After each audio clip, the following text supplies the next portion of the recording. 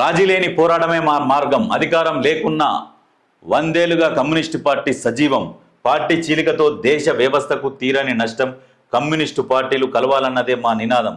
రేపు ఖమ్మంలో 100 ఏళ్ల పార్టీ ఆవిర్భావ సభ హాజరు కానున్న పార్టీ జనరల్ సెక్రటరీ రాజా, సీఎం రేవంత్, దిశతో సిపిఐ రాష్ట్ర కార్యదర్శి ఎమ్మెల్యే కూనంనేని సాంబశివరావు. నిజంగా ఎర్ర జెండా అనేది ఉండాలి. ఎర్ర జెండా ఉన్నప్పుడే ఎవరైనా, ప్రభుత్వం కావచ్చు, అధికారులు కావచ్చు, ఎవరైనా ప్రశ్నించడానికి వెనుకడుగు వెయ్యని వీరులు ఎవరంటే ఎర్ర జెండా పట్టుకున్నారు. నువ్వు ఏ ఉద్యమంలోనైనా ముందట నిలబడేది ఎర్ర జెండా పట్టుకొని కమ్యూనిస్టులే ముందర నిలబడతారు. ప్రతి ఒక్కరితో కొట్లాడిరు. స్వాతంత్ర పోరాటంలో కొట్లాడిరు, రజాకారులతో కొట్లాడిరు. ఆ చరిత్ర చూసుకుంటూ పోతే చాలా పెద్ద చరిత్ర. కాకపోతే వాళ్ళు ప్రచారం చేసుకోలేకపోయారు. ఆ ప్రచారాన్ని ఒక్కొక్కరు వాళ్ళ గురించి తెలిసిన వాళ్ళు స్వచ్ఛందంగా ప్రచారం చేస్తున్నారు. ఎర్ర జెండా అనేది ఉండాల్సిందే. ఉంటేనే కొన్ని అవినీతి తిమింగలాలకు కొంత భయం ఉంటుంది. ఎప్పుడు ఎండగడుతుంటారు. అవినీతి తిమింగలాలు ఏం చేస్తున్నాయి అనేది ఎండగడుతుంటారు.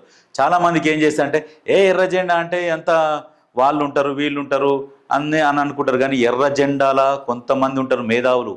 ఆ మేధావులకు ఉన్నంత తెలివి ఎవరికి లేదు.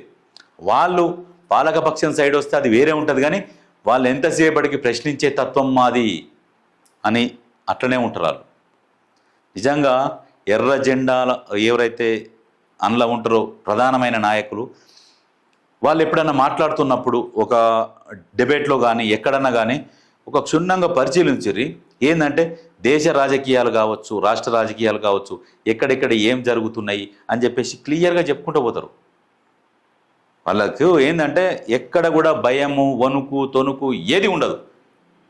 క్లియర్గా జరిగింది, ఇది జరుగుతున్నది, ఇది కావాలి, ప్రజలకి ఇది కావాలి, దున్నేవాడికే భూమి అనే నినాదం తీసుకొచ్చిర్రు. ఇవన్నీ కొట్లాటలు ఎక్కడికి వెళ్ళి స్టార్ట్ అయినాయి.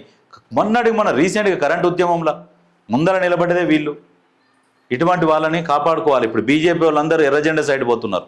చాలామంది ఆలోచన చేసి అరే ఎర్ర జెండా వాళ్ళు ఏం చేసిరు, మనకు ఏం దేశానికి ఏం అన్యాయం చేయలే, పేదల పక్షాన పోరాడుతున్నారు వాళ్ళు, వాళ్ళని మనం గౌరవించాలన్న ఆలోచనతోని బీజేపీ నాయకులు కూడా చాలా ఆలోచన చేస్తున్నారు. ఎందుకంటే ఒకప్పుడు అందరు చెప్తే నమ్మిరు. ఆ ముచ్చట ఈ ముచ్చట చెప్తే 100 ముచ్చట్లు చెప్తే ఇన్నరు, సరే అని చెప్పేసి అందరినీ వ్యతిరేకించారు. కానీ ఇప్పుడు ఎవరు వ్యతిరేకిస్తలేరు.